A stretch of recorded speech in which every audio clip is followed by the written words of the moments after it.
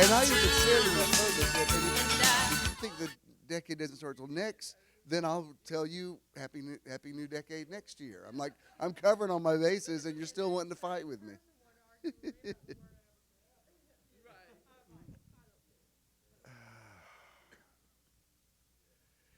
Make sure you know the person you're sitting next to or in front of or behind or within close proximity.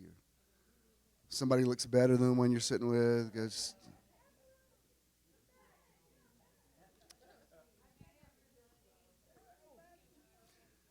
come in, peoples. Come in, peoples.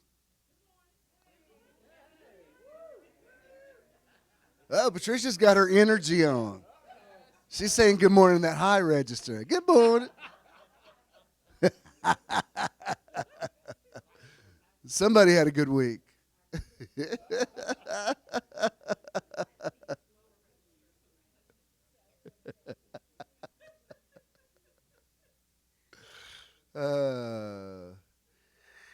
We are in agreement. It's going to be a beautiful day. I have good things to share with you. And excited about meditation. I haven't done it in a few days, and it makes a difference when you don't. I'm telling you, if you can get into the habit of meditating every day, it benefits you.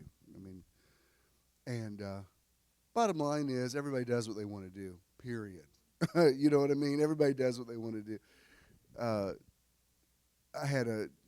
I've got a new friend that I've made, and he had posted a meme the other day, but he said, no crackhead ever says, I hope I'll have money for crack today. You figure out a way to get it.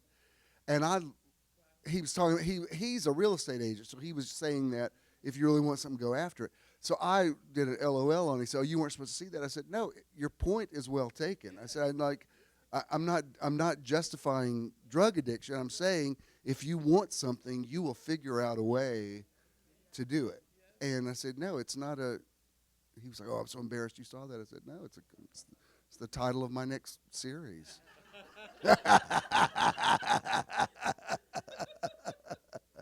All right, we're in agreement. Go ahead and start this, please. Time's a wasting. Let's get on with it. Metron.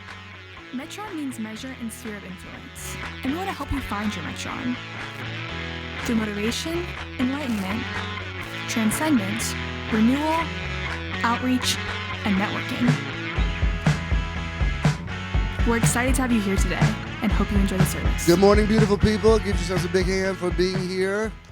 You remembered how to find the theater. And we're glad that you're here. Those of you who have logged on the World Wide Web, we're glad that you have found us as well. I'm just glad you came anyway. I know Patrick and Natalie said they might have to leave early today because it's Tylen's birthday. And I said, well, I'm glad you came anyway, because it would be easy to say, well, we may have to leave early, so we don't want to come. And I'm glad that you chose that. And Wellington, he had a childhood friend that passed away yesterday, and he said, my heart's really heavy. I said, well, I'm glad you came anyway.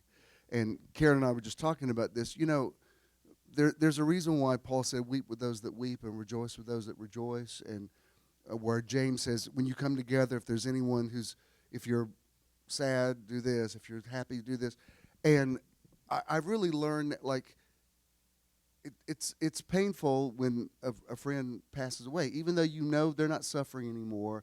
Yes, they're in a better place. But those kind of platitudes that you say to somebody actually diminishes somebody's grief.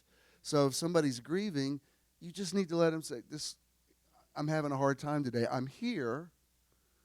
I may not be the life of the party, but I'm here. But I want to be here. I need to be around people. But it's real important to know that sort of sweet spot in between giving an encouraging word and being insensitive to where somebody's at. And sometimes it's okay just to say, oh, man, this sucks. I'm so sorry. And don't even try to make it any better. It's like, do they know they're in a better place? Yeah. Do they know they'll see him again? Yeah. That's not the point. It's, Jesus knew he was going to raise Lazarus from the dead, still wept when he saw his grave. So I'm just glad you came today, whatever the situation. Patricia's had a good week. She came in, she was like, good morning. She really put the tea in it. But however you got here, I'm just glad you got here.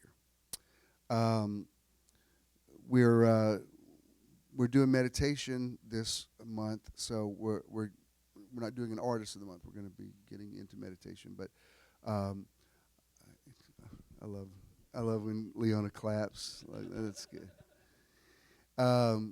So you can go ahead and be seated. We'll get started with that in a minute. But let me go ahead and get the I want to say out of the way, but let me take care of the business things that we need to do. First of all, Happy New Year.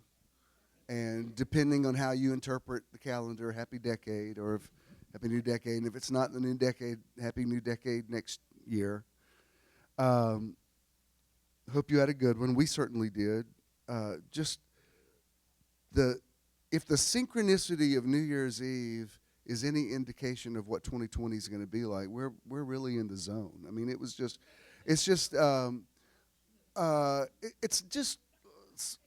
a series of small things, nothing big enough to even register on the miracle meter. It was just the way I told you, everything in New York seemed like it was orchestrated, like from the snow to whatever.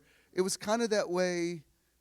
Well, not kind of. It was definitely that way, New Year's Eve, and it was just, I don't know. I really try to notice like what's the omen for the new year, and just, I mean, little things like we made reservations at a restaurant. We were at the Sundial, and you have to go downstairs to put your name in, and then you ride the big elevator up. And we walked up there, and got there earlier than I thought we were going to be, and so we're in no hurry. We've got friends that are meeting us later, so we're pacing ourselves for the evening.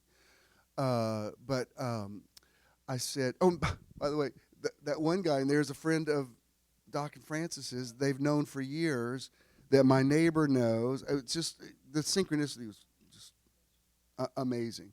And see, I even said, because the first thing I said is, why did you invite him? And I didn't know that his partner had just passed. So it was just like, wow, it's just it's interesting. But little things like, I told the hostess, I said, look, we're early for our reservations, not for like a half hour yet, but I just wanted you to know we're here. Should we wait down here, or should we go upstairs, or whatever? And it just happened, the manager of the Sundial is standing there. He says, no, just come on up. I'll seat you right now. And okay. So we rode up with him. I said, look, we've got some friends that are going to meet us later, and we're going to go up. They have the upstairs where you can see everything. And I said, there's a cover charge. Is there a way I could just go ahead and pay their cover so they don't have to wait in line? And he said, yeah, you can do that. Just tell your server. It was just like, and New Year's Day, Ken and I went with Judah and Joan and Sophie to see the most recent Star Wars. And there's a thing, I guess Obi-Wan Kenobi started it, but remember when you could just go like that when you're talking to somebody, and for a few seconds they'd be kind of like under your spell. And I've been noticing that's happening for the last several days. It's like when we returned that ticket in New York, and the sign says absolutely no refunds. So I walked in and said, we bought 6 tickets. I actually needed 5. And she's like, yeah. It was like I went, you need 5. And as you're walking off with your money back, they're looking like, what just happened? But anyway, it was very cool. And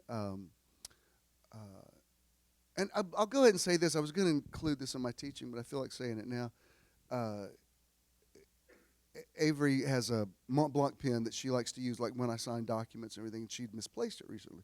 Mont Blanc pens are expensive. She's had it for years. And so she texted me New Year's Day, and she was real excited because she said, I found my pen. So I was thinking about you getting your stuff back from the bottom of the river, and I found my pen. And I said, it's a sign of things to come. And so this other thing happened as we were talking about that.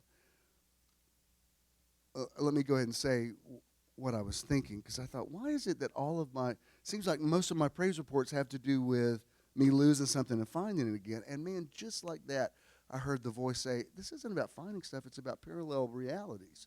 I was like, oh, okay. Because even Thanksgiving, we were out, Ken's family, and his niece was talking to me about the thing with our little miracle when I got all my stuff back. And she said, well, you did that when we went to Daytona last year. I said, I did. And I'd totally forgotten it because we were out with all his family. We were playing in the waves that day. And I mean, they were hard. They were the kind of waves where you could only stand it for about 20 minutes, and it's like you've been beat up. You got to go, you got to go lay down. And I had a pair of Ray-Bans on, and they got knocked off twice in the ocean, and I found them. She said, "You were finding your glasses, 2 years ago." I was like, "Yeah, you're right. I forgot about that." And even as Avery was talking to me about the pen, because you found it in a purse that she no longer used. She said, "I completely empty out a purse, and for some reason it was still in there." And I don't know if it's something tell you to go look in that purse or whatever it was. Okay. Now, again, naysayers will say, you just didn't know you had left. I mean, remind me, with your sister, was it her wallet or her passport? It was her wallet with everything in it. Now, you can say, oh, y'all just didn't see it, but how big is a back seat? I mean, if you get out and you're looking in the back seat and it's not in there, it's not in there. It's not like, I mean, a wallet's not like something that's stuck on you somewhere. Exactly. And that's my point. It's like the stuff that I keep that disappears and reappears, there's no way it couldn't, I'm not just not seeing it. And so I realized, this isn't just about getting stuff back, because you can go buy stuff again. This is about tuning into a different reality. And I didn't even realize that until she was telling me about the pen. But a few years ago, we were in New York. Kim bought me a pair of leather gloves at Bloomingdale's. I liked them. And I don't wear gloves all the time. It's not usually cold enough down here to wear them. But when we go to New York, I definitely wear them. That's always I always take them. And so I had them with me. I know I took them with me because we walked to the MARTA. Like, you don't know. We walked to the, I have to act it out for the hearing impaired. We walked to the MARTA station, and I'm sitting there waiting for the train, and I remember taking them off because I was on my phone. I remember having them through the security at the airport, because I remember putting them in the bin with everything else. I remember having them in New York, because when we were in the cab, I remember taking them off again to use my phone. We get back to the hotel. We're going to meet Judah a couple hours later. I said, "Where are my gloves?" We looked everywhere. They were not in that room. I said, "You know what? I think I left them in that cab." So he says, "Well, I'll buy you another pair." I'm like, "Well, okay, but I'd really like to get those back, but okay." Because, I mean, it definitely was cold. And then we're trying to look for them. And, I'm not a cheapskate. I don't mind spending something. But if you can I can go down the street for the same thing that nobody's ever going to notice, and it's a third of what this costs. No, I'll just put my hands in my pocket till we go down to Century 21. Because we even went to Saks Fifth Avenue. It's like $150 for gloves. No, I'm not going to pay that. It's ridiculous. And we can go and sure enough, we went down to Century 21. They had them for the same exact pair for $29.50. All right, let's get those. They're the same exact kid gloves. So, okay, fine. I'm not even thinking I need a miracle for this. Like, I had some gloves, I lost some gloves, we got some more gloves. No big deal. We get home, and I only had one pair of gloves. I take the new ones off, and I lay them, and those gloves are on my desk. And I didn't even think about it at the time. And then she was telling me about the pen. I said, "You know what I'm just realizing?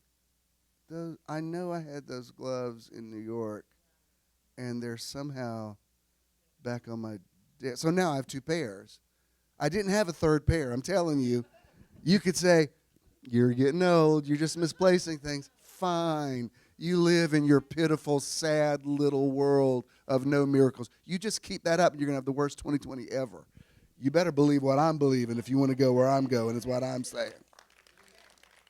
But I thought that's very interesting, because I know I had them. I know I lost them.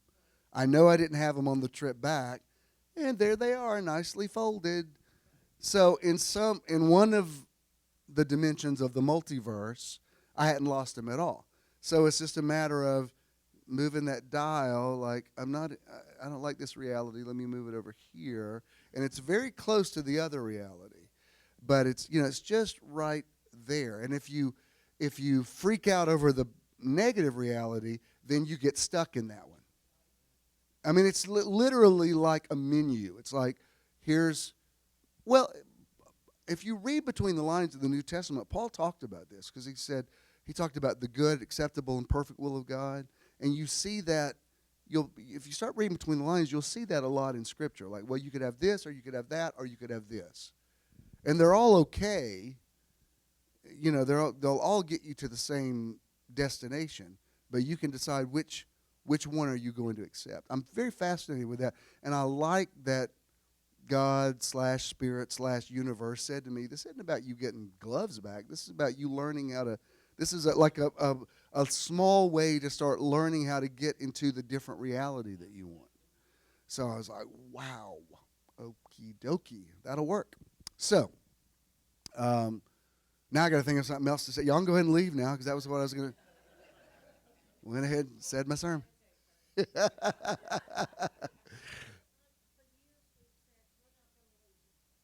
Right.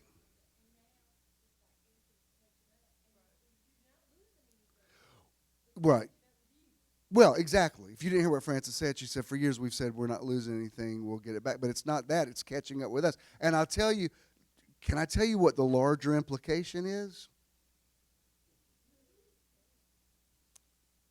Anybody ever lost anything big in your life? Like money, relationships, whatever, that you finally just had to say, you know what, I'm going to count that as a loss and let it go. What if it's all coming back? What if everything you ever gave to somebody that they were supposed to pay you back and they never did?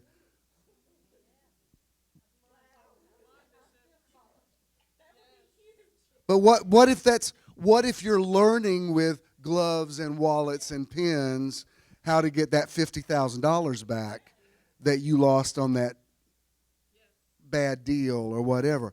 What if everything you ever had still has the imprint of your DNA on it, and it's still floating out there, and it's still trying to find its way into your current reality?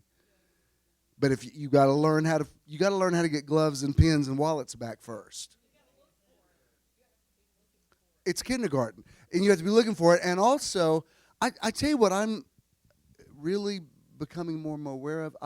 I'm weaning myself off of needing miracles, because when you live in that zone where you wait till everything freaks out and now you need a miracle, I think there's a higher consciousness where miracles are great when you need them. But what if there's a place you can live where you're just so in the zone that you can let somebody else have? Like, I don't need these anymore. I used to depend on miracles, but I just kind of live in this all the time. And if I need something back, it'll be waiting for me. What was different about this glove thing is that they were waiting for me when I got back home.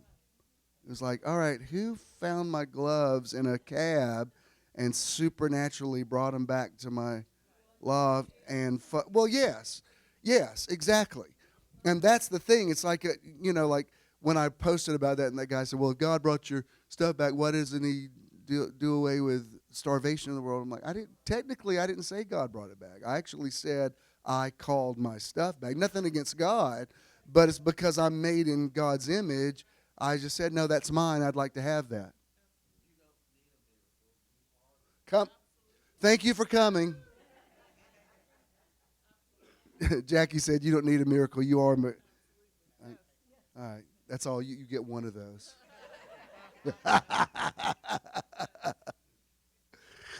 Where's Inez today? You better check that whistle. LaDonna said, I was laying down listening to the podcast and it scared me. I said, you should have been there in person.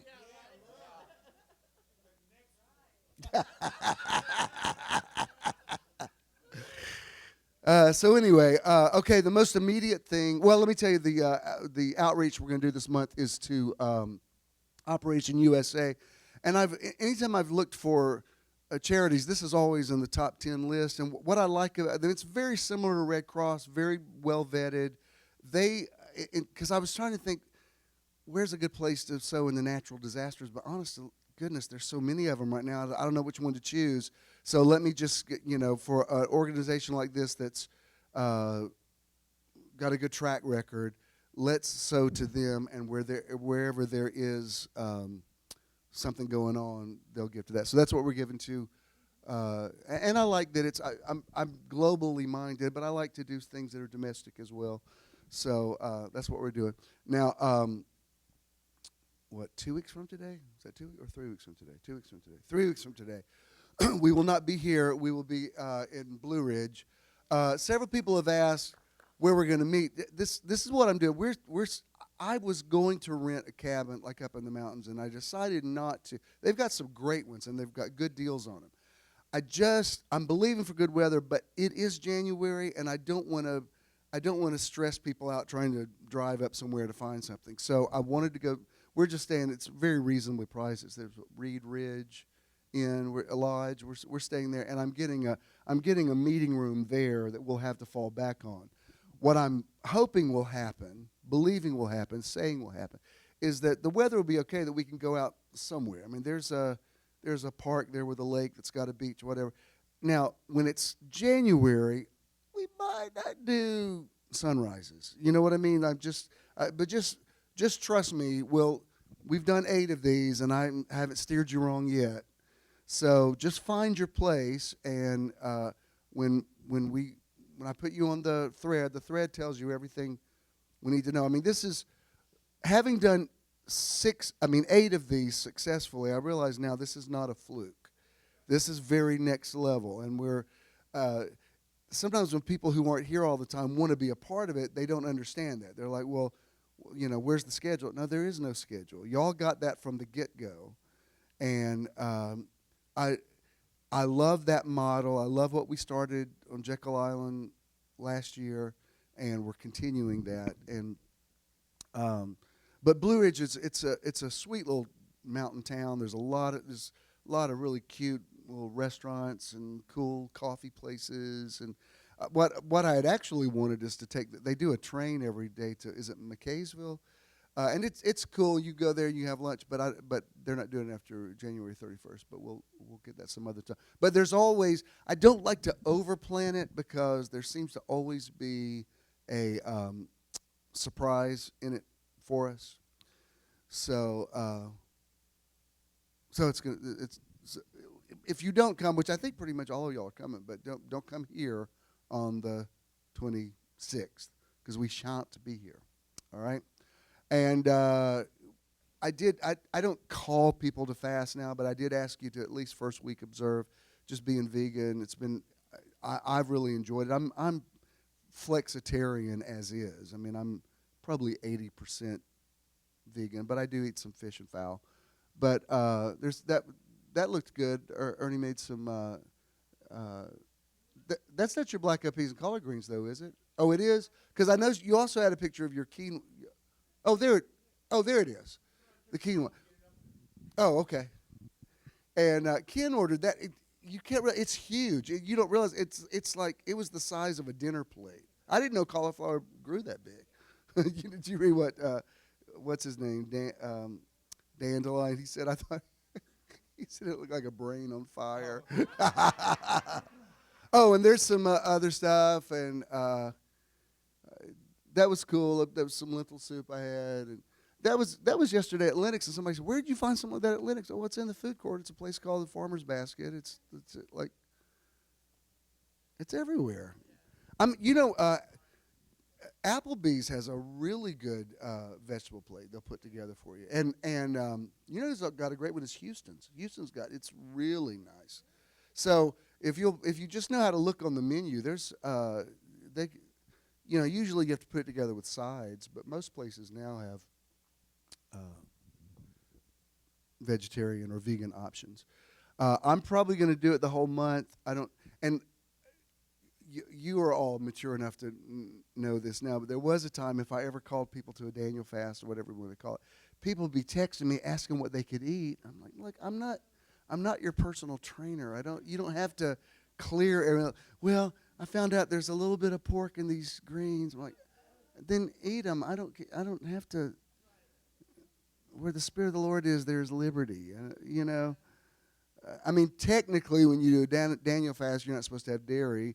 One of these salads I had some feta cheese crumbled up. I mean, it is what it is. It's not gonna. It's not. So, Yeah, it was in that quinoa salad, which I love quinoa. That's so good. And again, I'm not espousing being vegan. I think Michelle's been vegan for a year now. You are, aren't you? I thought you've been for a while. And there's, people want to argue over that like they want to argue over politics. I'm like, look, find your own way. But I will tell you this: the myth that protein only comes from animals it's not. Now you have to know how to eat, but there are high protein vegetables. There definitely are, and so you just have to do a little research. That's the one good thing about, like, if I go to he doesn't enjoy eating at Whole Foods as much as I do. So sometimes when he's not here, I'll go over there and like I'm picking up different vegetables and I'm Googling, like, I wonder, does this have protein in it or whatever? So it's a learning experience as well. And like I love artichoke hearts, one of my favorite. And I was reading about them the other day. I'm like, are these really good for you? And it had artichoke hearts had all kind of things in them I didn't even know. There's more fiber. Not that I need fiber that bad, but TMI. But there's more fiber like artichoke hearts than there's like a cup of prunes. It's like I was like, wow, I didn't know that. Yeah. Yes. So and there's a lot of things you could like.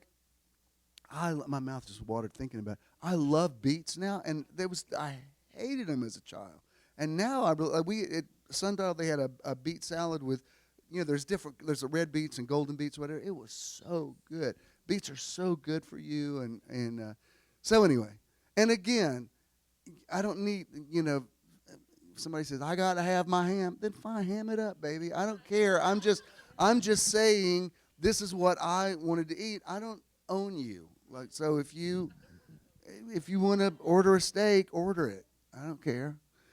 So, but anyway, I will say for men, a lot of beef's not good for your prostate. That's all I'm saying. But namaste. A lot of beef's not good for it. A lot of prostate trouble's connected to high beef content intake. But I'm no nutritionist. So if you need to beef it up, baby. Go with God. Because I think honestly with things like diet, I think it comes by revelation. I think if you try to you don't do that. That's why even yesterday, and I included it in my teaching. So speaking of which, I need to get on that so we've got time to meditate. All right, let me finish. Is that everything I need to say? Yes. Okay. Let me just to get us in the flow, let me do I want to do kind of a 5-minute meditation. If you've never done, I think most of y'all have done this with us. If you haven't before, you don't have to participate, but you probably want to because it's if you can, let's bring these lights down and sit up straight, empty your lap. There's a lot Doc Sheila could tell you more about this than I could, but there's a lot about the way you sit. It centers you and gets you aligned for receptivity. Most of us have done this enough now. We don't have to over-prepare for it. It's just give me about a 5-minute one. Sit up straight. You don't have to close your eyes. You may want to. Most of this is about breathing. You want to breathe in through your nose and hold it and out through your mouth. However you want your hands. Some people that are more serious about it do a mudra. You don't have to do that.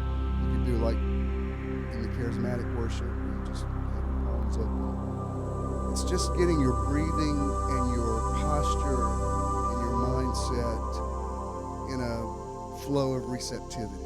So we're going to breathe in, hold it, exhale. Inhale through the nose, hold it, exhale. By about your third breath, you'll start feeling yourself relax. Inhale, hold it, exhale. Inhale, exhale. And just become consistent in your breathing. Just going to relax, get our minds ready to receive. prophetic words, open to spirit, open to life. In the beginning was the Word. So in meditation, you find yourself reconnecting with the beginning. John said, let that abide in you which you heard from the beginning.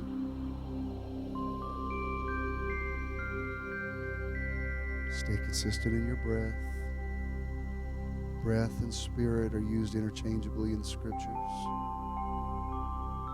The breath of life, the spirit of life.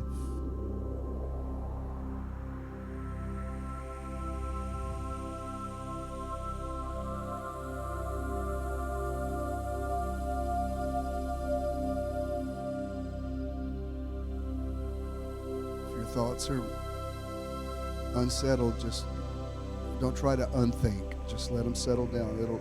It'll happen naturally. Your mind will calm itself down.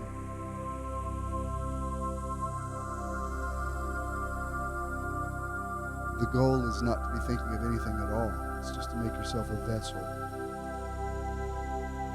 Empty yourself of thoughts. Empty yourself of agendas. Empty yourself of prejudices, biases. Just be. Find your I am.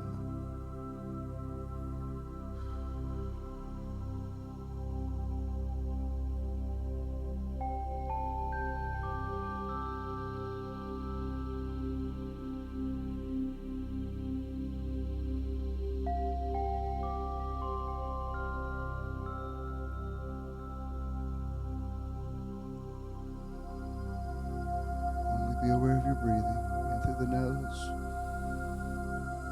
out through the mouth. In through the nose, out through the mouth. Inhale, exhale. Inhale, exhale. Inhale, exhale.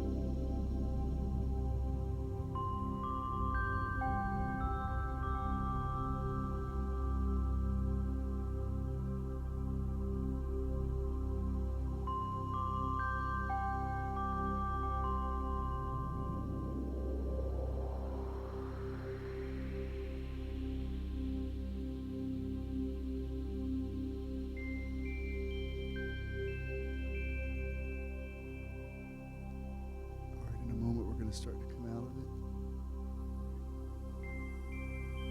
Breathe yourself out before you open your eyes.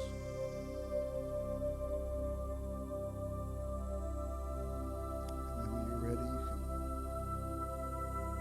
can come back. It was very easy. I felt everybody make contact very, very quickly this time. It's good. When we meditate, you just come up to a higher place. I'm not even going to defend words like vibration and frequency anymore. These are good words. I don't need to even make a disclaimer. Natalie said to me last week, she said, you said something about New Age. She said, there's really nothing new about it. It's ancient, eternal wisdom. I said, yes. Well said. So when we meditate, we come up to a higher place, a higher consciousness, higher self. And if you call that God, I get it. I understand it. I endorse it. I agree with it.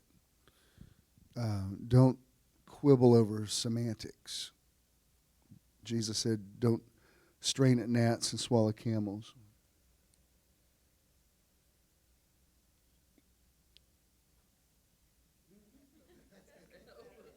It's just the air current. It has a tendency to follow me.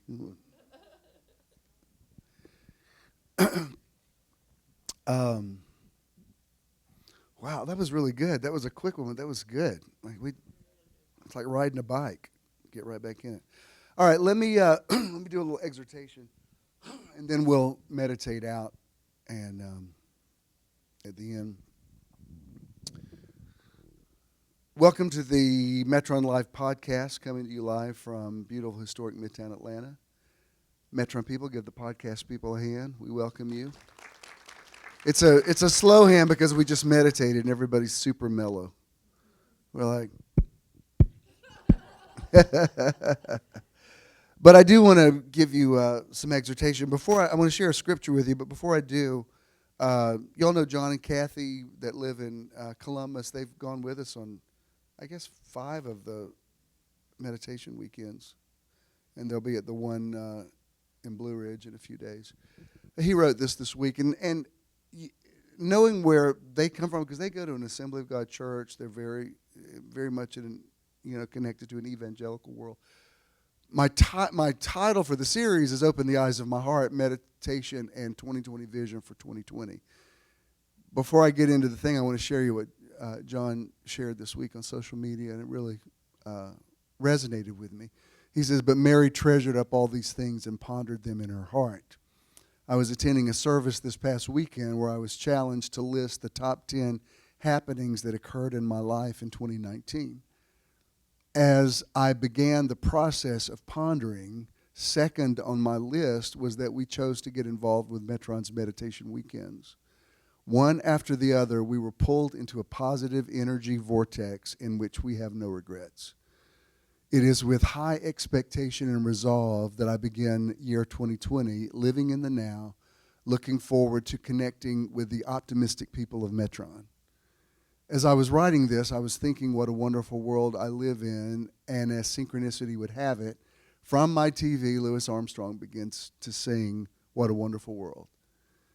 Jim, Ken, and Metron family, we thank you for allowing us to do life with you. That's just one of the best.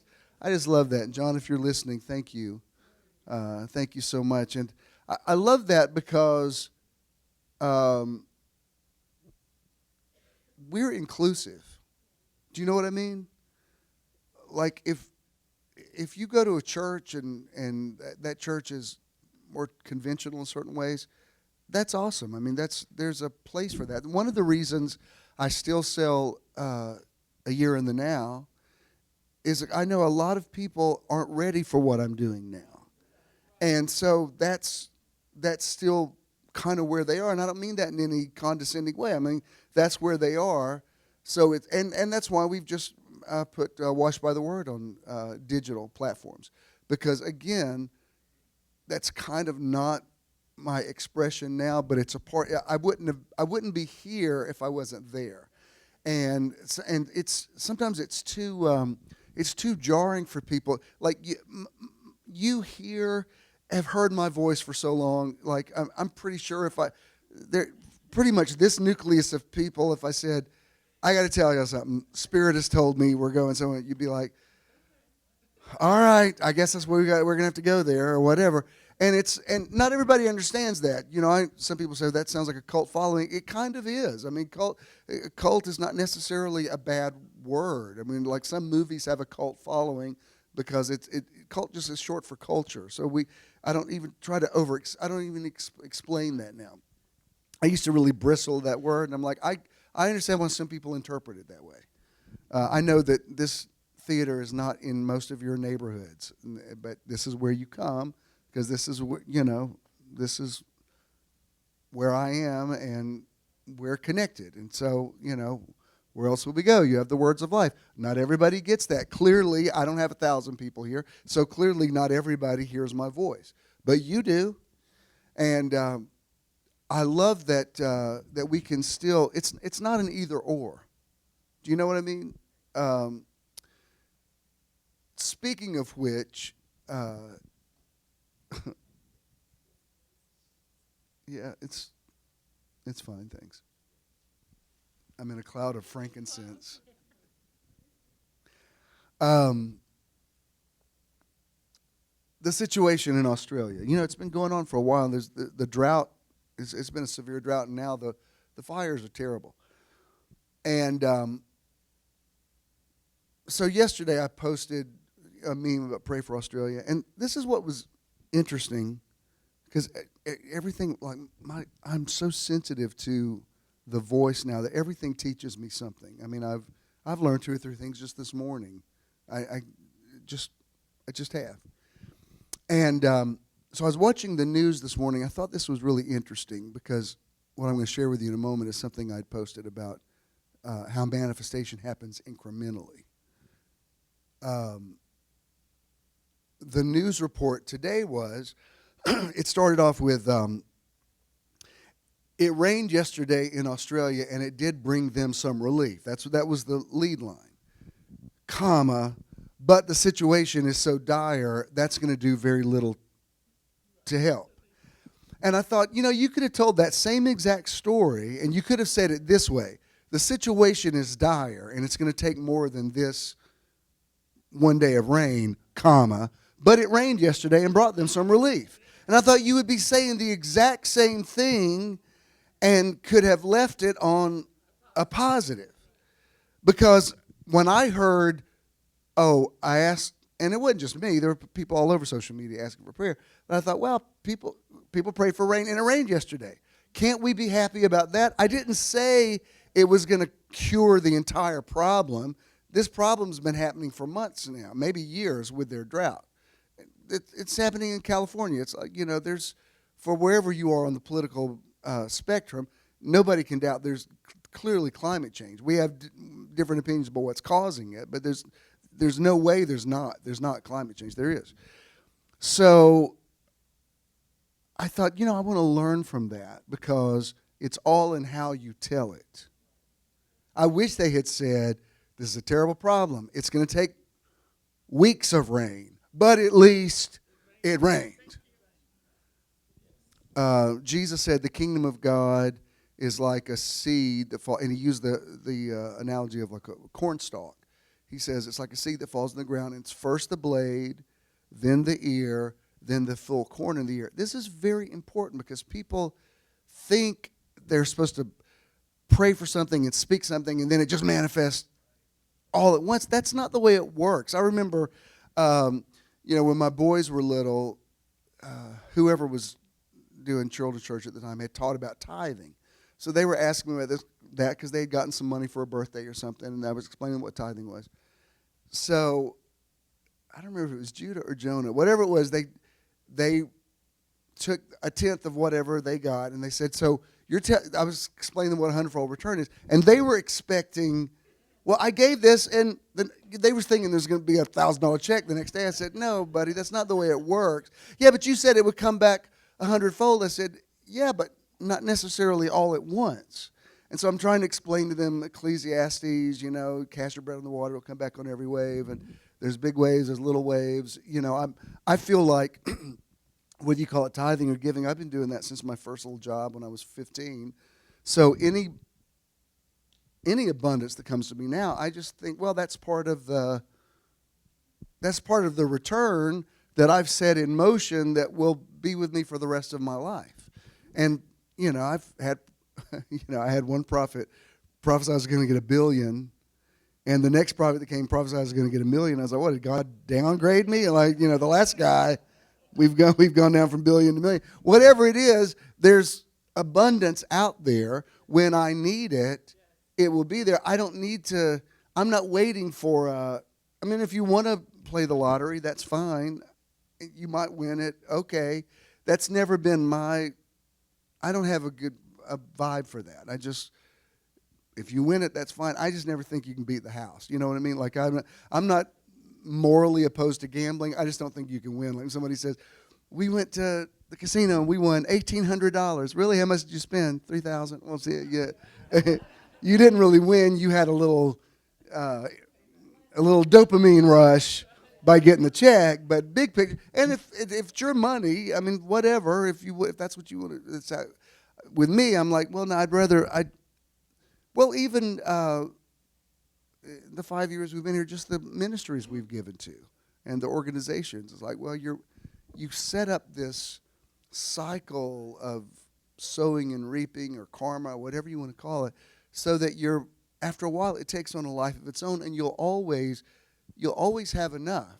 You'll still work. You still got to balance your checkbook. You still got to look for bargains. You still got to, not do stupid stuff with your money. But as far as the cycle of abundance, it's out there. So continue to pray for Australia. But I've got some good news. Guess what? It rained yesterday. It brought them a little relief. I heard that on the news. Yeah, but did you hear the rest of the story? I remember I said something back when Obama first got elected, and I said, wow, that's, I know there are people of color who never thought a man of color would be elected. And I said, that's kind of amazing that this happened. And people are saying, well, it didn't end racism. Did I say it ended racism? Can you just give me this for a minute to say, guess what? A black man got elected. That would have been unheard of a few years ago. Yeah, but I know there's still racism. I didn't say, and racism's ended. La, la, la. That's not what I said. It's amazing how people don't know how to hear. They don't know how to. What did you think that I said? That's not what I said. So I didn't say the problem in Australia is ended. I said we asked for rain yesterday, and it rained yesterday. So what does that mean? That means we pray for it again today, and it rains again tomorrow. Now the scripture I want to show you, having to do with the title, "Open the Eyes of My Heart," is out of Ephesians chapter 1. There's a lot of things that Paul wrote that I was like, oh, Paul. I hear so much Moses and Gamaliel and you. Go back towards the bright light on the road to Damascus. But in Ephesians, he was in the light. In Ephesians, you got to know how to rightly divide the word. When he said, "Tell all the women to shut up," I'm like, I think Moses told you that. When he said, "In Christ is neither male nor female," I'm like, thank you. Now you're talking. How did the same man say this? Two different things. Because he was influenced by his tradition. He was influenced by his revelation. I mean, I don't know if you went through this, Doc, but my tradition and revelation for a long time were at war. My revelation finally won. But I remember a period of time where I know that I heard the voice of God say something to me to teach, and I'd be like, do we believe that? Like, I don't know if we believe that. It was like it's like the Spirit speaking to Peter in Acts chapter 10. He said, no, I don't care. Like, forget it. Eat whatever you want to eat. There's no such thing as kosher, non-kosher. And Peter goes, those things will never touch my lips. And Jesus is like, I'm Jesus. Like, really? You're going to be more religious than me? Now I finally learned, like, no, the revelation is right. I stand by the revelation. I don't even need to argue.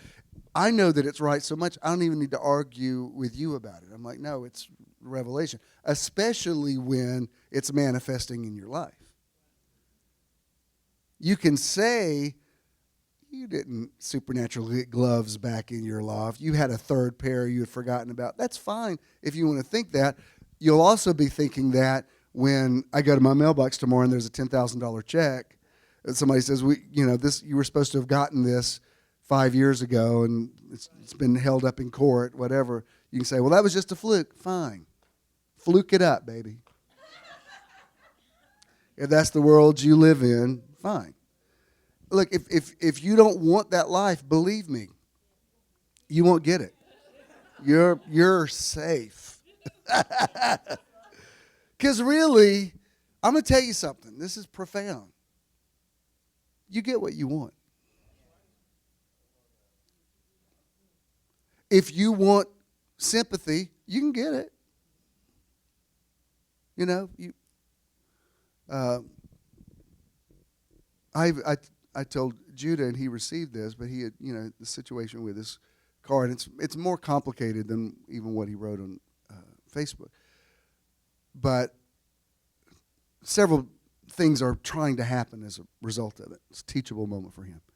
But I said, I'm all about letting all four of y'all find your wings and fly. I said, there's one thing you said that just bothered me. You said, here's one more thing 2019 threw at me.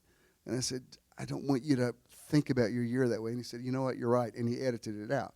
And I said, I'm only saying that because I hear from so many people that have a list. Let me tell you another thing that happened. Because this is what happens.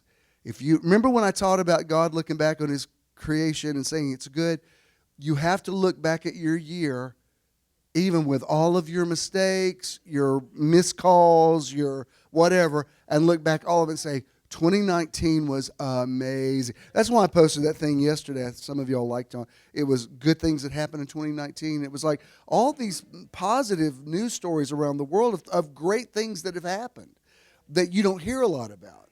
And was 2019 a trying year? Yeah. But if you keep saying, dear God, 2019 nearly killed me. Well, you better don't get in 2020 because you just put the mojo on 2020. Because it doesn't. That's not the way the universe works. The universe doesn't go, oh, baby, let me make it up to you. The universe doesn't make a judgment call on what, if you want to have a horrible life, the universe is like, all right, it's you get what you want. That's why there's so many scriptures about believe you receive when you pray, or let him ask in faith. Because even if you pray in whining about something, all you get is a response to the whine. I remember, yes, it's a frequency. I remember with, when your kids, especially at a certain age, they're talking like this. Something about that tone. I finally got to where I'd say, I don't speak that language. Well, like, if you want to ask me something, that's fine. But when you say, I said, I don't speak that language. So I'm like, what? I don't understand. And they'd finally straighten up and go, may I have another cookie? Oh, is that what you were saying? Because it sounded like. But anyway, this is what Paul wrote, and the New English translation, it's more obscure now. A lot of people don't use it as much, but I've always loved this translation. This is Ephesians chapter 1, verse 17 and 18. And Paul says, I pray that the God of our Lord Jesus Christ, the glorious Father, will give you spiritual wisdom and revelation in your growing knowledge of him. And notice how he says it past tense. Since the eyes of your heart have been enlightened. Since the eyes of your heart. I was meditating on that yesterday. I thought, wow, if my heart has eyes, and I'm not talking about the muscle that beats. I'm talking about your heart, this indefinable spirit, the thing that's in you, your belly, your inner person. If your heart has eyes, are all five of your natural senses in parallel to your five spiritual senses? I mean, does your heart have ears? Does your heart have a nose? Like that, we said, what do you mean does your heart have a nose? I was listening to a podcast this week. It doesn't matter whose podcast it was. It doesn't matter who the actress was. The point is, she was saying in an interview that she had won a couple of Tonys on Broadway, and now she had moved to California and was trying to get work out there. And her agent said to her, he said, you're not getting work because, he said, I can smell the rage when you go in for these interviews, for these auditions. And she said, what do you mean? She said, I'm totally nice. He said, no, you're smiling and saying, oh, I'm glad to be here, I'll take the part or whatever. He said, but what you're really saying is you should be so happy that somebody of my caliber is even trying out for it. And he said, you don't realize it, but people are picking up on that. And I thought, wow, that's really insightful, because a lot of times you think rage is tearing up stuff and breaking stuff. Not necessarily. Have you ever had somebody say something to you and it just left you with this weird feeling and you think, it's not what you said, because if I just read if somebody did a printout of what you said, that looks benign, it looks harmless, but there's something, I guess it's the definition of passive aggressive. It's like there's something you said, I can't explain it, I can't put my finger on it, but I don't like the way it made me feel. The energy on it. And it's because if I'll tell you this, if you're going through life with a chip on your shoulder and you're just ticked off at everybody, it will bleed through in every conversation, even your nice conversations. And if you wonder why people are responding to you, you think, well, I said everything right to them. People, listen to me, people aren't hearing what you say, they're hearing what you say. They're feeling what you say, yes. Yes. So that you could say, but I was very polite. Thank you very much.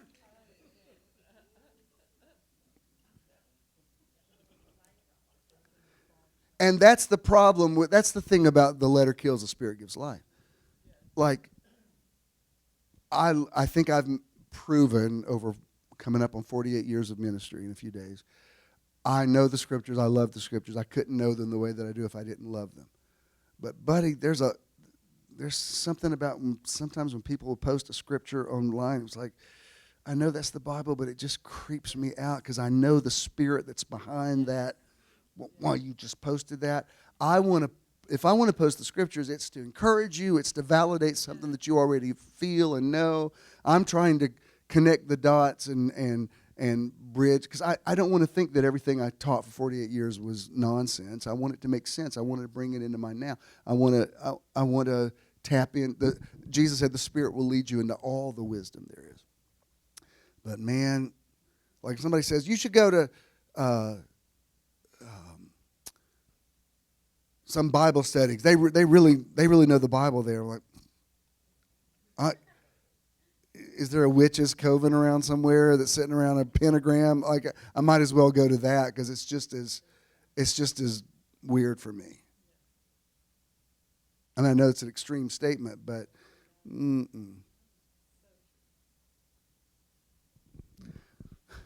remember this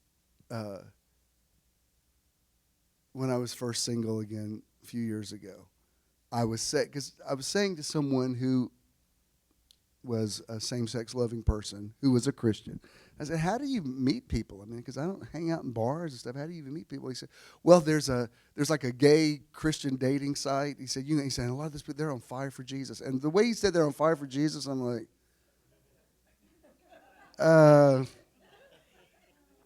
somehow that doesn't intrigue me. Like, is there another way? On fire for Jesus, like, oh, yeah, that sounds good.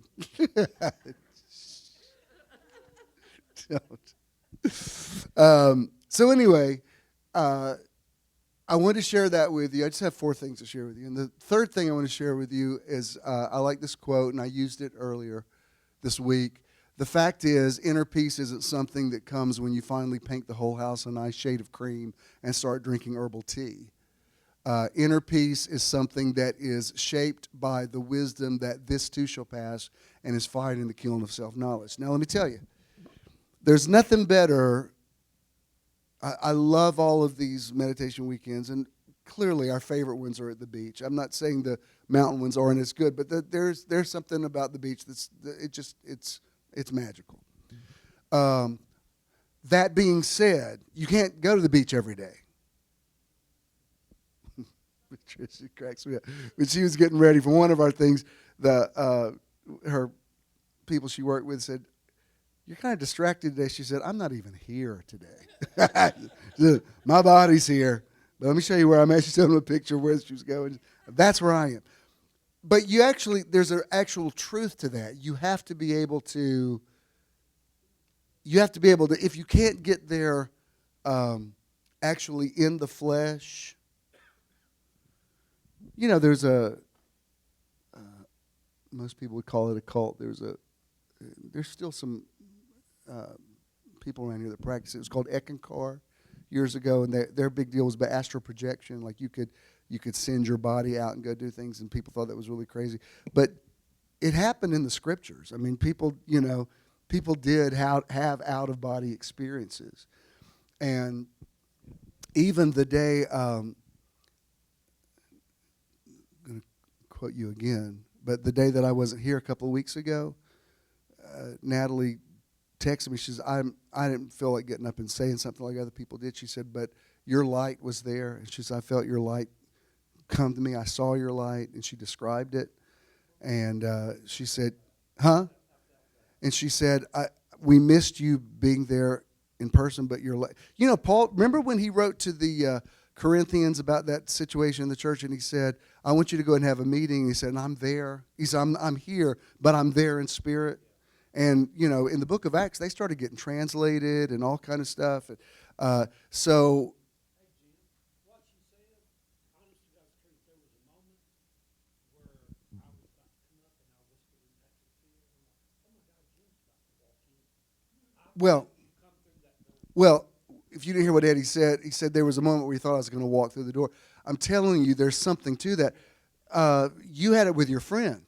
She has a friend that was going through, was an MRI, a CAT scan. And Ro couldn't be there actually in person to be with her, but her friend said, yeah, you were there. I heard you. I heard you talking to me and talking me through it. Her friend wasn't crazy. She said, no, you went with me. And Ro was like, I wasn't there. I said, you were there.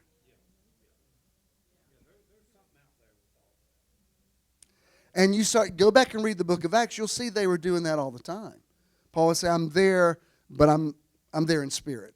And we've used that as a term, but it's actual a reality. Doc, is it okay if I say about your adjustment thing that's happened? I mean, I don't want to. You still actually have to go to the chiropractor. But is it okay if I say this? There's been a couple of times lately where she wasn't able to get somewhere, and she said, can I give you an adjustment? And she sent the adjustment to them. And the reason I know it works is the day when I had the vertigo. Because vertigo is really an inner ear thing. It's not so much a muscular thing, but it is connected. And she said, and I knew what she meant. She texted me. She said, may I give you an adjustment? And I knew she didn't mean get in your car and drive out to Conyers. Now, next Sunday, don't say, Bishop, we got a hold of what you said, so we're just going to stay home today. We're there in spirit. No, I want your warm bodies. I want your butts in cars driving into this parking lot and sitting on these blue seats. However, because I'm not saying that the spirit replaces the natural. I'm saying it's both. I mean, obviously, she's not going to just like, well, I don't have to go into work tomorrow. I'll just sit in there. That's not going to work. It's parallel, yes. And you have to know when is it time to use that. And so I'm laying there on my bed, and she said, may I give you an adjustment? And all I felt like was doing a thumbs up. But I closed my eyes, and I laid there. You can say, well, you were just imagining it. Okay, fine, if that's what you want to think. But I immediately felt better. I was like, all right, we're very connected in the spirit. We've known each other for years. If she says she can send me an adjustment, I'm not going to say that she can't. So, all right, let's go. Then it doesn't mean I'm never going to go again. No, if I might call her tomorrow and say, you got a 2 o'clock open? As I have done. But don't you see, it's like the blade, it's the same thing, the incremental thing. We're tapping into it. Just little by little. Don't you see little flashes of how did that happen? Again, I'm going to refer to it again, but the day, however many months ago it was, Francis cooked for my parents. I've got food. Where do you want to? She's met me here in the parking lot of here. Drives up, puts the food in my car. I said, all right, you be careful on the road. I mean, I get a text in 15 minutes or less, I'm home now. I thought she was joking. I said, don't text and drive. She says, no, I'm home. I said, there's no logistical way in the natural, unless you just folded time and defied the laws of physics. And she said, you said you weren't even driving fast. I just got home. Now, does it happen every day? No. I'm sure today you left in time to actually get here according to the laws of physics. Let me say it this way. You can't just make the quantum leap all at once into that, because I think if you did, you'd leave the body. You understand what I'm saying? I think you have to learn how to get your equilibrium, because I'm not ready to go the other side yet. I want to stay here on the earth, and if I just totally jumped into it, I might go on. No, I want to learn how to let your will be done on earth as it is in heaven. And it's a big deal bringing heaven to earth. It's like, you have to, as the Wicked Witch said, these things must be done delicately. You know what I mean? And there's only, like, once in a while, I have to say, okay, whoo, that's some deep stuff I've been in the last few days. Let me just do the natural stuff for a little bit, because it's a lot. I mean, honestly, what I said even about having vertigo the other day, when my cousin texted me, she said, do you think it could have something to do with the winter solstice because the sun went into... I said, well, I do feel like I've gotten really sensitive to celestial things, and I don't know. It may be. I know something happens when we go stand in the surf at those meditation weekends and we hold hands, and I say, let's get our body clocks synced up with the lunar, rhythm, and I start feeling it. I mean, and doctors have proven if you hold hands with somebody for a little length of time, your heartbeat syncs up with them. So I'm not just, making crazy stuff up. I mean, there's scientific proof for this. But you have to just ease into it. So before we start the longer meditation, this is what, I'm going to quote myself again. This is what I posted in a meditation a couple of days ago, because it says what I wanted to say. And when I say relax, let me tell you, relaxation is not laying in a hammock.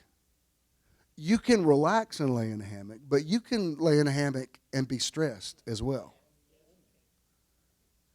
Is it easier to relax in your easy chair? Yes. But you have to learn relaxation techniques wherever you are, because you can't always get to the beach. You can't always get to the recliner. You can't always order the Mai Tai. Whatever your go-to thing is, I need a glass of wine. You can't always get a glass of wine. You've got to learn how, wherever I am, I've got to learn. I'm not going to not go to those places, but I also have to learn a relaxation technique wherever I am. Listen, nothing good comes out of stress. Any decision you make where you were pressured into it, I can already tell you it's a bad decision. All the good stuff comes out of relaxation, out of serenity, out of a place of peace. That's why I've noticed, like, in the times of my life where something really serious was going down, like losing Jonah on a subway when he was 5, whatever, I get very calm.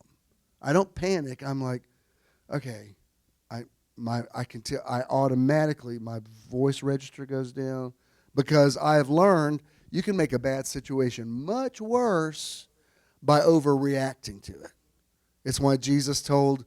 So my first book was written about this. That don't trouble the master anymore. Your little girl is dead. Jesus says, be not afraid, only believe. Because basically he was saying, if you start panicking or freaking out over your daughter dying, then we'll be pulled into that reality.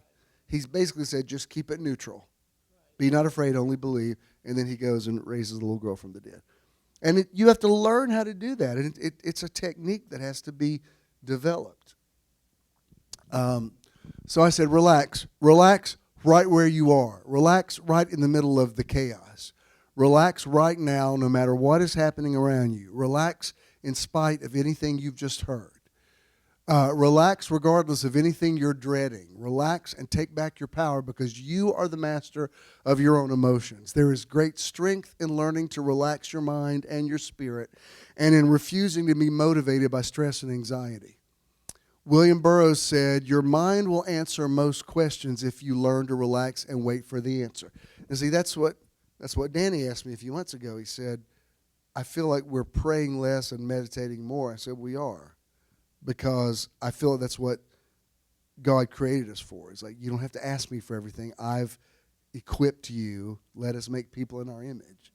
And so I'm not saying meditation replaces prayer, but it does start weaning you off of having to ask outside of yourself and start realizing I'm seeking an answer externally, and I need to go internal.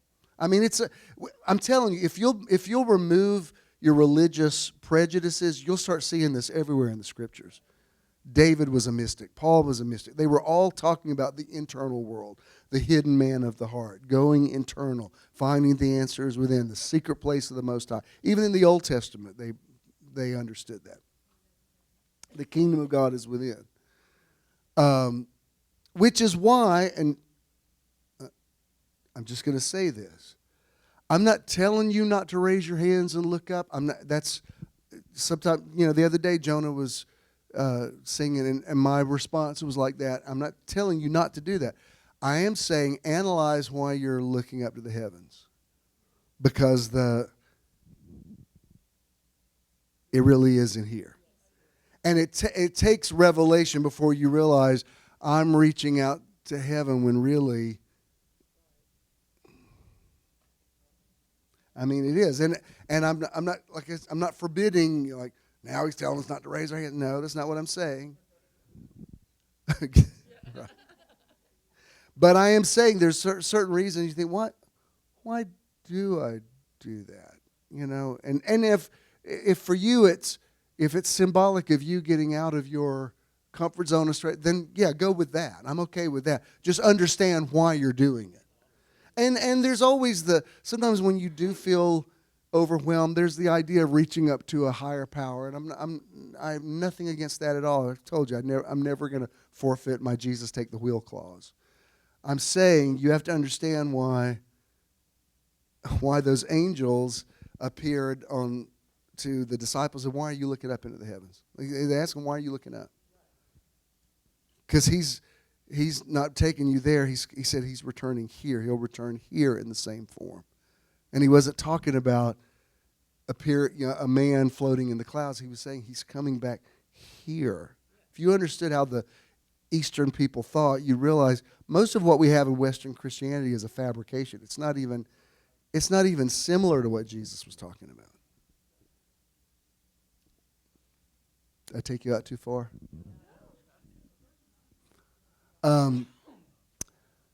It's absolutely true. You already know deep inside what's possible, right? Exhale all the negative and inhale the positive and relax. If you got ahead of your skis and made grandiose public declarations about what you're going to do and be in the new year, and now you're already feeling stressed about how you're going to do and be all that, just take a deep breath and let it all go. In other words, people make it unnecessarily difficult on themselves. Like when somebody says, I'm going to do such and such by this time next year. Well, maybe you will. Maybe you will. I mean, for whatever you say about Michael Jackson, Thriller is still the best-selling album in history. And there was a time that he walked around and wrote on all the mirrors in his house, I will have the best-selling album in history. And that did happen. Now, did he put a date on it that was going to happen? I don't think so. And he did have talent, and he did have a platform. Now, you could argue, well, Tito didn't do it. The other Jacksons, they had the same platform, the same connections. So was there something special about his talent? No doubt about it. Whether he was everything that he was accused of, whatever you think about that, there's no getting around the fact that he got everybody's attention for the years that he was here. You have to have something going on to get to that level. I don't even know if anybody will ever do that again. You know, like after Elvis, after the Beatles, after Michael Jackson, they're kind of, now there's so many, you know, so many people have that kind of attraction that it's like, I don't know that is even a thing anymore. It's like now it's become, you know, a lot of people are that. I mean, you read what some of these people are able to do. Even, you know, I see all the arguments going on about Kanye and what he's doing with the, I'm like, I don't have anything to say about it pro or con. I mean, like, something's happening. I mean, so he's doing something. You become really small when you become critical of everybody else's success. See, that's why I have an issue with putting a date on something. Because then you lock it in. Jesus said about Lazarus, this sickness is not unto death. Guess what? Lazarus died. So you could have said, well, Jesus, you missed it. No, he came 4 days after Lazarus. I mean, the decomposition had already started. They said, we can't open the tomb. By now he stinketh. If you put a date on it, you box yourself in. You just need to say it's going to happen, and it's already happening, and indeed has happened. Yes, exactly. You can still hold yourself accountable without painting yourself in a corner and making. It's all good. Just relax and let it unfold however it's going to unfold. I mean, you speak things into existence, but you don't micro. Intention with detachment is the more on, and something to me, I'm like, I'm going to let you say that one time. But I hear you. Okay. Maybe I'll go back tomorrow. But I'm not going to say, I will lose X amount of, I'm not going to say that, because then you set yourself up. Is it okay to have goals? Yeah, just write them in pencil. One reason is it may even be better than what you visualize. And if you lock yourself in to a certain number, you might even be aiming too low. I've gotten to the place the last few months, I think, Metron is more than I asked or thought. And it's not exactly what I visualized. I was still coming from an old school model, well, we'll fill up every seat in here and then we'll have to move to another theater. I thought, no, this is something different. I'm doing something different than just the filling up seats. I'm changing the trajectory of the way people think about things on a lot of levels. I'm telling you, ego, stop rebuking the devil and rebuke ego, because your ego is, the spiritual warfare is coming from your ego is what it is. That's what it is. Absolutely. And ego is a different thing than healthy self-esteem. Healthy self-esteem is, I'm okay no matter what. Ego is, if this doesn't turn out exactly the way I wanted it to be, I'm nothing. That's ego. And it's a dead-end street. All right. Let's bring the lights back down now, and we'll do a little bit longer meditation. Did you get anything out of this today? A lot was said today, and a lot was heard today. A lot was felt today. God is in this place. And let me tell you something. Don't ever let anything I say box you in. If you want to raise your hands, you raise your hands. Nobody's telling you not to do that. Just understand why you're doing it.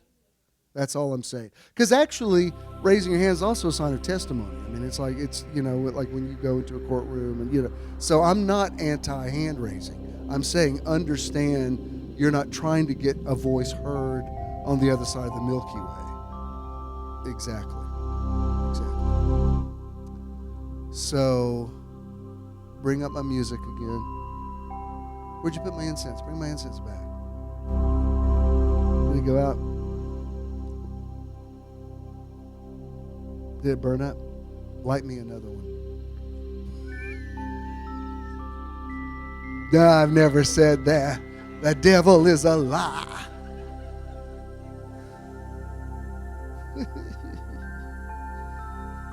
Sit up straight, empty your lap, both feet on the floor.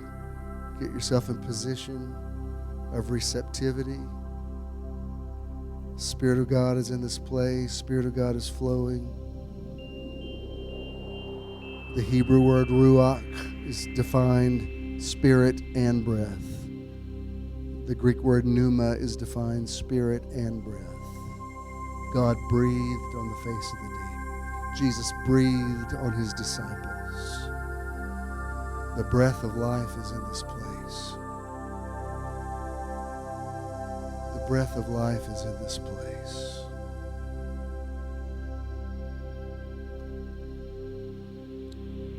I'm not just instructing you on inhaling and exhaling. I'm telling you to breathe with God. Breathe with Spirit. Get your breath in tandem with the breath of God.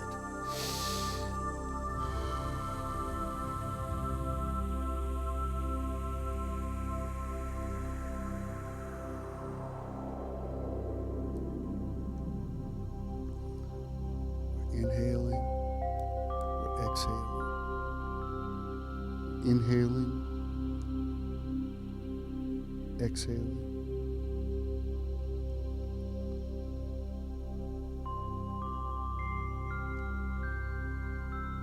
We're in the I am.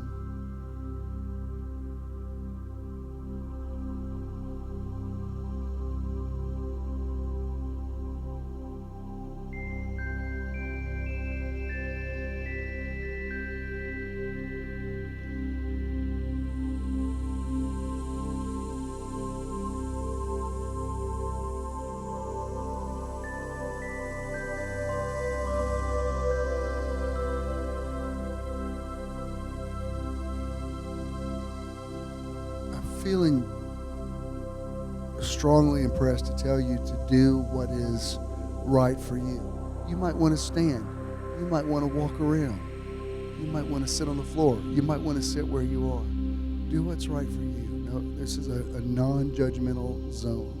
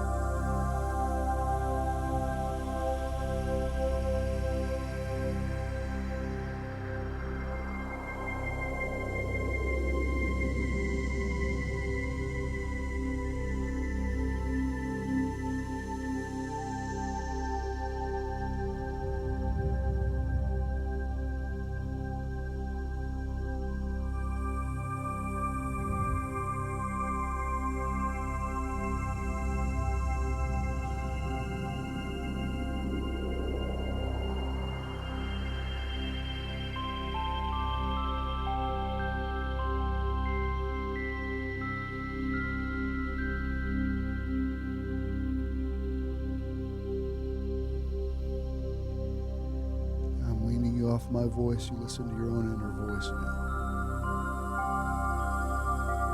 Listen to God inside your heart.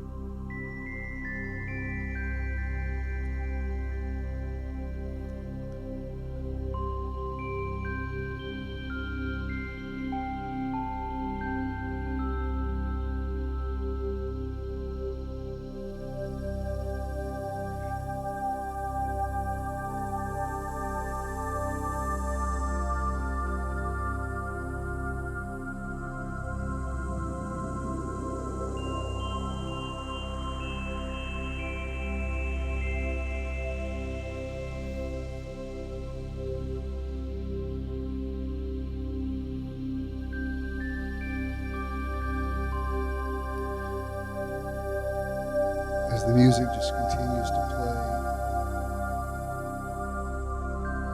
we're going to leave differently today. I don't want to officially end this meditation. I just want to flow out of it. So I'm not going to bring the lights back up. I'm not going to play the video at the end for the YouTube people. Those of you that give know what to do and know how to do it. Thank you for your faithfulness. Thank you for continuing to support what we have here because it's very special. Thank you for keeping it alive. Just breathe with me for a few more moments, and then when you're ready to start quietly moving out, you can do that, and then start the tear down process.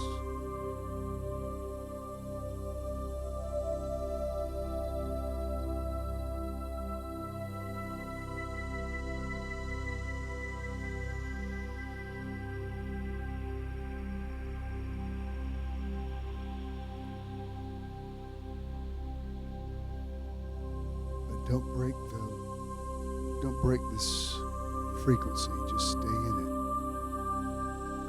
Take it with you.